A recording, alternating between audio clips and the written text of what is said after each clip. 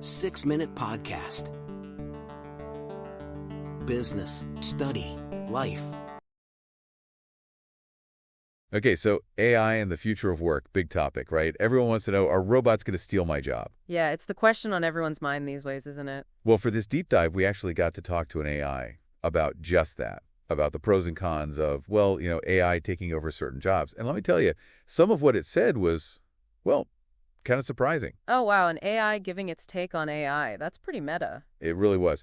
So where do we even begin with this? I guess with the AI's perspective on the good, the bad, and the bots, I guess. Sounds like a good place to start. Yeah, so right off the bat, it was all about the benefits, increased efficiency, saving money, being able to work 20/47, all that jazz. The classic AI sales pitch. Right. More output, less input. Exactly. But here's the thing. The AI actually brought up the downsides, too. Oh, it was self-aware enough to acknowledge that. Yeah, it was interesting. So it said, obviously job displacement is a big one. Like, what happens to all the people whose jobs are, taken over by AI?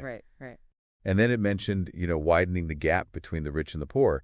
Because if companies are saving all this money, who's actually benefiting? Yeah, it's a real concern. Like, are the gain from AI going to be distributed fairly, or will they just make the rich richer? Exactly. And then the AI even brought up bias. Like, algorithms can be biased, which can impact different groups of people unfairly. Oh, absolutely. Algorithmic bias is a huge issue. I mean, think about how these systems are trained. If they're trained on biased data, they're going to perpetuate those biases, right? Yeah, and then, of course, there are all the ethical questions. Like, what does it even mean to have machines making decisions that affect people's lives? Right. Where do we draw the line? How do we ensure that these systems are used responsibly and ethically? Those are really big questions. Huge. But, okay, let's get specific. The AI actually gave us a list of jobs that it thinks are most at risk. Okay, hit me with it. What are we looking at here?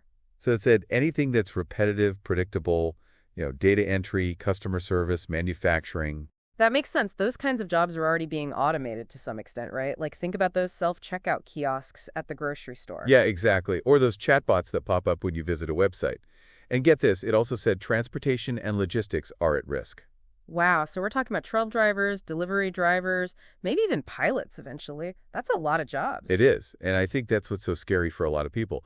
But the AI also gave some advice on how to stay ahead of the curve, so to speak. Okay, I'm all ears. What did it say? Well, it basically said focus on what makes us human, like creativity, critical thinking, problem solving, emotional intelligence.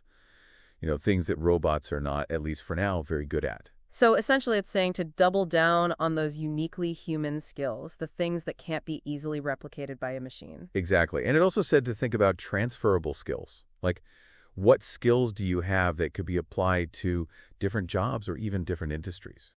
Right, because it's not about just learning one specific trade anymore. The world is changing too fast for that. It's about being adaptable, being able to learn new things, and apply your skills in different contexts. And, ready for this?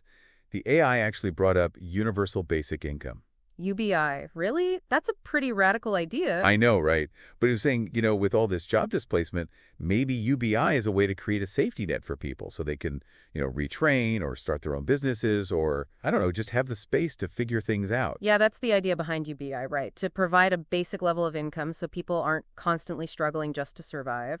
And then, theoretically, they can be more free to pursue their passions, be creative, contribute to society in different ways. Right. But of course, there are a lot of questions about U.B.I. too. Like, how would we even pay for it? Would it actually work? Would it disincentivize people from working altogether? Exactly. It's a really complex issue with a lot of potential benefits and drawbacks. And, it really forces us to think about what kind of society we want to create. This whole conversation with the AI, it really made me think about, the bigger picture. Like, if AI is going to free us from certain types of work, what does that mean for us as humans? Yeah, it's almost like a philosophical question, isn't it? Like, what is our purpose if we don't have to work in the traditional sense? Exactly. And, the AI actually made a really interesting observation about this. It said that our addiction to technology, like social media and our consumers' culture, could actually make the negative effects of job displacement even worse. Oh, that's a really good point. We're already struggling with, screen time and this constant need for the next new thing. How are we going to cope with potentially having more free time? Right. And I think that's what's so important to think about. Like, are we going to use this potential freedom to, explore our passions, connect with each other in more meaningful ways? Or are we just going to fall deeper into these addictive patterns that aren't really serving us? It's a real challenge, but also an amazing opportunity. Like, we have the chance to really rethink what it means to live a good life, what it means to be fulfilled. So to bring it back to our listeners, what does all of this mean for you? What can you do right now to prepare for this future of work? Well, I think, first of all, it's about being aware of these trends, right? Like understanding how AI is already changing the world of work and how it might continue to change it in the future. Yeah, and then it's about, taking stock of your own skills and strengths. What are you good at? What are you passionate about? How can you leverage those things in a world where AI is becoming more prevalent? Exactly. And don't be afraid to experiment. Try new things, learn new skills. The more adaptable you are, the better prepared you'll be for whatever the future holds. And, even though this all might seem a little overwhelming, I think it's important to remember that we have agency. Like, we get to shake this future. It's not just something that's happening to us. Yeah, absolutely. So let's be proactive. Let's be thoughtful. Let's imagine a future where technology empowers us to live more fulfilling and meaningful lives. And let's make it happen. Couldn't have said it better myself. 6-Minute Podcast.